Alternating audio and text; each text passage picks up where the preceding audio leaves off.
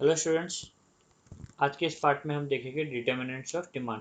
कौन सी चीज़ें हैं जो डिमांड क्रिएट करने में मदद करती है या फिर डिमांड जिसकी वजह से डिमांड क्रिएट होते हैं। ओके, तो चलिए देखते हैं कौन कौन सी चीज़ें जिसकी वजह से हम डिमांड करते हैं। तो सबसे पहला जो रीज़न है वो हम देखते हैं। The demand for goods is determined by the following factors. पहला, price. Price determines the demand for a commodity to a large extent. Consumers prefer to purchase a product in large quantities when price of a product is less, and they purchase a product in small quantity when price of the product is high. तो सबसे पहला, ठीक है, reason है किसी product का demand, वो क्या है स्टूडेंट? प्राइस। प्राइस डिटरमाइन करता है कि कमोडिटी कितनी बिकेगी या फिर कितना डिमांडेड होगी। कोई भी पर्टिकुलर कमोडिटी का कितना डिमांड होगा वो किसके ऊपर डिपेंड करता है? प्राइस। डेफिनेटली जब भी आप भी कभी कोई प्रोडक्ट को खरीदने गए होगे, स्मार्टफोन आपका या फिर लैपटॉप, ठीक है, तो उसमें प्राइस सबसे ज़्यादा इंपॉर्टेंट रोल प्ले करता है। अगर किसी चीज़ का प्राइस ज़्यादा है तो हम बाय करना प्रेफर नहीं करते, और जब किसी चीज़ का प्राइस अगर कम होगा तो हम इजीली अफोर्ड कर सकते हैं, इसकी वजह से हम इजीली बाय करना प्रीफर करते हैं। तो सबसे पहला जो फैक्टर है जिसके ऊपर डिमांड डिपेंड करता है स्टूडेंट, डिटरमिनेंट मतलब किस कौन कौन सी चीज़ों के ऊपर डिमांड हमारा डिपेंड करता है। सबसे पहले जो चीज़ है वो क्या है? प्राइस। ओके, चलिए देखते हैं second. Income. Income of a consumer decide purchasing power, which in turn influence the demand for the product. Rise in income will lead to rise in demand of for a commodity, and fall in income will lead to fall in demand of the commodity. तो ये second सबसे बड़ा determinant है student, या फिर हम बोल सकते हैं सेकंड सबसे बड़ा फैक्टर जिसके ऊपर डिमांड डिपेंड करता है वो क्या है? इनकम। रीजन स्टूडेंट, जब आपका इनकम बढ़ता है तो आपका परचेसिंग पावर बढ़ जाता है, और जब आपका परचेसिंग पावर बढ़ जाता है, ठीक है, तो आप क्या करते हो? ज़्यादा प्रोडक्ट डिमांड करते हो। ओके, तो जब आपका इनकम बढ़ता है स्टूडेंट, राइज इन इनकम, जब जब आपका इनकम बढ़ता है तो आप डिमांड भी क्या करते हो? अपनी चीज़ों का बढ़ा देते हो। ओके, और जब आपका इनकम फॉल हो जाएगा स्टूडेंट, तो वो केस में आप क्या करोगे? डेफिनेटली आप कम डिमांड करोगे, तो वो टाइम पे आपको फॉल इन डिमांड भी देखने मिलेगा। ओके, चलिए थर्ड फैक्टर जिसके ऊपर डिमांड डिपेंड करता है वो क्या है देखते हैं। वो है price of substitute goods. If a substitute goods is available at a lower price, then people will demand cheaper substitute goods than costly goods. For example, if the price of sugar rises, then demand for jaggery will rise.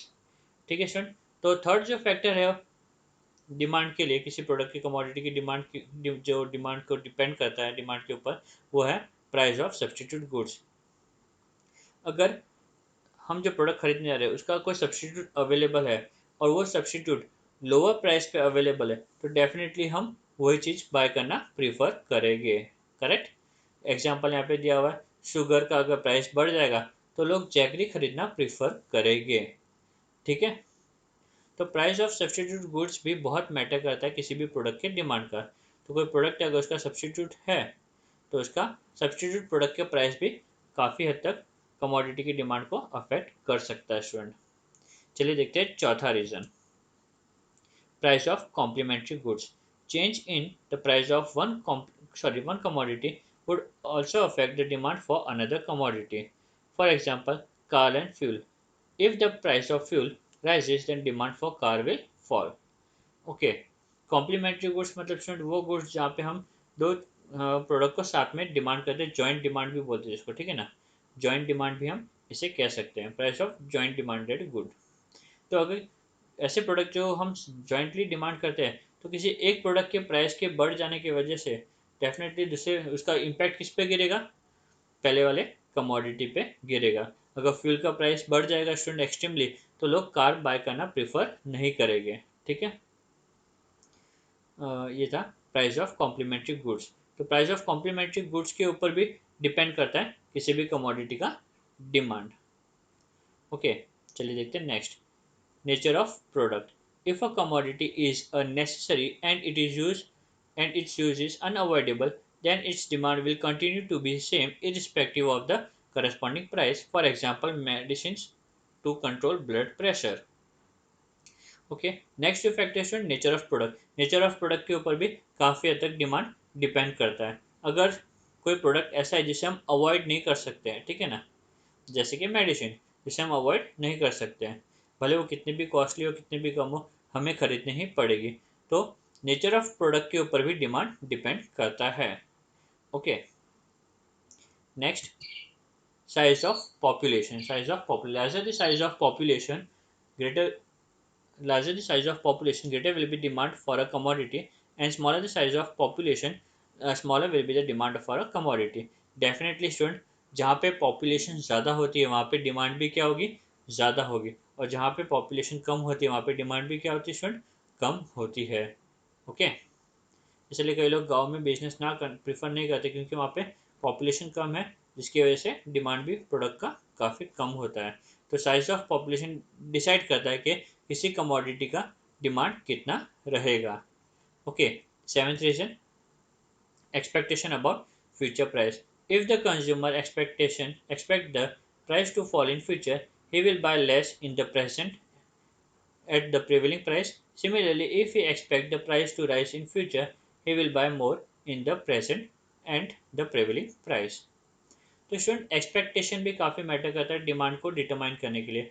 अगर consumer ये सोच रहा है कि future में price बढ़ जाएगा, ठीक है ना, तो वो किस में एक नॉर्मल कंज्यूमर क्या करना प्रीफर करेगा, अरे कल प्राइस बढ़ने वाला है तो वो आज ही खरीदना प्रीफर करेगा। ओके, और सेकेंडली अगर नॉर्मल कंज्यूमर को लग रहा है कि कल प्राइस कम होने वाला है, आज काफ़ी महंगा मिल रहा है, तो हम क्या करेंगे, आज हम कम खरीदेंगे और जब प्राइस कम होगा तब हम ज़्यादा खरीदेंगे, ये सोचेंगे। करेक्ट।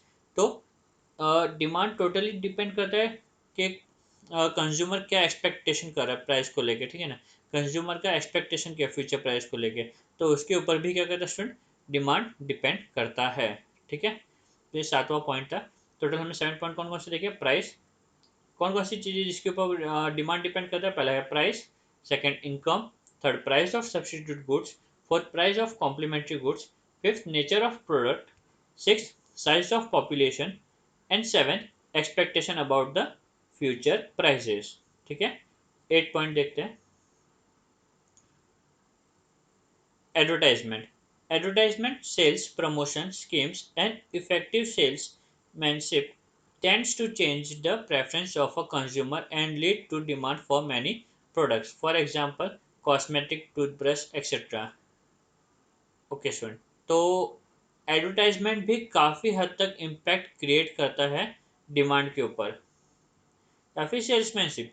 जब आप कोई प्रोडक्ट टीवी पे देखते हो तो आपको लगता है ये प्रोडक्ट सिर्फ आपके लिए है और आप क्या करते हो, प्रोडक्ट को जाके बाय करते हो। अगर एडवर्टाइजमेंट नहीं देखी होती तो शायद आप वो प्रोडक्ट डिमांड नहीं करते। जब आप किसी शॉप में जाते हो तो एक चीज़ खरीदने को जाते हो, बट कोई अच्छा सेल्समैन होगा तो आपको तीन चार चीज़ देख के ही भेजेगा। ठीक है, तो एडवर्टाइजमेंट सेल्समैनशिप क्या करते हैं स्टूडेंट, डिमांड क्रिएट करते हैं। करेक्ट, तो डिमांड डिपेंड करता है एडवर्टाइजमेंट और सेल्समैनशिप के भी ऊपर। ठीक है, ये आठवां फैक्टर था। नौवां फैक्टर जिसके ऊपर डिमांड डिपेंड करता है वो देखते हैं, taste, habit and fashion. Taste and habit of a consumer influence the demand for a commodity. If a consumer like to eat chocolates or consumes tea, he will demand more of them. Similarly, when a new fashion hits the market, the consumer demand for that particular type of commodity. Okay? If a commodity goes out of fashion, then suddenly the demand for the product tends to fall. तो next जो student demand depend करता है वो test, habit और fashion के ऊपर ऊपर। ठीक है ना, अगर कंज्यूमर का टेस्ट है, कंज्यूमर प्रीफर करते हैं कि वो ज़्यादा से ज़्यादा चॉकलेट्स या फिर टी कंज्यूम करे, तो डेफिनेटली उसका डिमांड क्या होगा, ज़्यादा होगा। ठीक है, करेक्ट। या फिर हैबिट्स का भी ले सकते हो। अगर कंज्यूमर हैबिचुएट है किसी गुड्स को लेके तो डेफिनेटली उस चीज़ का वो क्या करेगा, डिमांड ज़्यादा करेगा। नेक्स्ट फैशन, कोई चीज़ फैशन में चल रही होती है तो स्टूडेंट उसका काफ़ी ज़्यादा डिमांड होता है, बट जब कोई चीज़ दूसरी कोई चीज़ जब आउट ऑफ फैशन हो जाएगी तो लोग उसका सडनली डिमांड करना स्टॉप कर देते हैं। तो टेस्ट, हैबिट, फैशन, ये सारी चीज़ों के ऊपर भी क्या होता है स्टूडेंट, कमोडिटी का डिमांड डिपेंड करता है। करेक्ट, चलिए नेक्स्ट देखते हैं। 10. Level of taxation. Higher rate of taxes on goods and services would increase the price of the goods or services. This in turn would result in decrease in demand for goods and services and vice versa. तो student level of taxation भी कहीं ना कहीं demand को impact करेगा। अगर किसी country में ज़्यादा रेट ऑफ टैक्स है, ठीक है ना, ज़्यादा रेट ऑफ टैक्स होगा तो क्या होगा, डेफिनेटली कमोडिटी जो है वो काफ़ी एक्सपेंसिव हो जाएगी, जिसकी वजह से लोग बाय करना प्रीफर नहीं करेंगे। ओके, नेक्स्ट, अगर किसी कमोडिटी पे रेट टैक्स ऑफ रेट कम हो जाएगा, जिसकी वजह से क्या होगा, जो कॉस्ट ऑफ प्रोडक्ट है वो कम हो जाएगा। कॉस्ट ऑफ प्रोडक्ट कम होने की वजह से वो कम रेट में अवेलेबल होगा और लोग ज़्यादा बाय करना प्रीफर करेंगे। तो टैक्सेशन भी डिसाइड करता है कि किसी भी प्रोडक्ट का डिमांड कितना रहेगा। ठीक है, तो लेवल ऑफ टैक्सेशन के ऊपर भी कमोडिटी का डिमांड डिपेंड करेगा। ठीक है, चलिए नेक्स्ट देखते हैं 11 अदर फैक्टर्स। तो ये 10 पॉइंट्स के अलावा भी कुछ फैक्टर्स है जिसके ऊपर डिमांड डिपेंड करता है। तो चलिए देखते हैं। सबसे पहला क्लाइमेटिक कंडीशन। क्लाइमेटिक कंडीशंस के ऊपर भी डिमांड डिपेंड करेगा। जैसे कि जैसे रेनी सीजन स्टार्ट होता है, ठीक है ना, लोग अम्ब्रेलास, रेनकोट्स वगैरह खरीदना ज़्यादा प्रीफर करते हैं। ठीक है, next, change in technology. Okay, पहले नोकिया को सादा सिंपल सा फ़ोन आता था जिसमें बटन्स लगे होते थे, ठीक है, बट टेक्नोलॉजी चेंज होने की वजह से अब क्या हो गए, सब स्मार्टफोन्स आ गए। तो चेंज इन टेक्नोलॉजी की वजह से भी क्या हुआ, जो नोकिया का फ़ोन था सिंपल सा बटन वाले, उसका डिमांड क्या हो गया, ख़त्म हो गया। तो चेंज इन टेक्नोलॉजी की वजह से भी डिमांड पे क्या गिरता है स्टूडेंट, असर गिरता है। ठीक है ना, तो डिमांड डिपेंड करता है चेंज इन टेक्नोलॉजी के ऊपर भी। Next, government policy. सिंपल सा रूल है, अगर गवर्नमेंट ने समझो कोई पॉलिसी निकाली जिसमें ये डिक्लेयर कर दिया कि प्लास्टिक आइटम कम्प्लीटली बैन, बीच में हुआ ही था अपने, ठीक है, प्लास्टिक की आइटम क्या होगी, कम्प्लीटली बैन। तो लोग ज़्यादा से ज़्यादा स्टील्स के वेसल्स खरीदने लग गए, दूध वगैरह के, ठीक है ना, तो अचानक से डिमांड दूसरे प्रोडक्ट का क्या हो गया, बढ़ गया। तो गवर्नमेंट पॉलिसी भी काफ़ी हद तक इम्पैक्ट करती है डिमांड को। And lastly, custom and traditions etcetera. लोग कई सारी चीज़ों को, कस्टम और ट्रेडिशन को ध्यान में रख के खरीदना प्रीफर करते हैं स्टूडेंट। ठीक है, तो ये टोटल 11 फैक्टर्स हमने देखे, जहाँ पे जिस पे डिमांड क्या होता है स्टूडेंट, डिपेंड करता है। एक कंज्यूमर, नॉर्मल कंज्यूमर कितना डिमांड करेगा, वो ये 10 फैक्टर्स के ऊपर डिपेंड करता है। ठीक है स्टूडेंट, उम्मीद करता हूँ आपको ये वीडियो समझ में आया होगा। Thank you.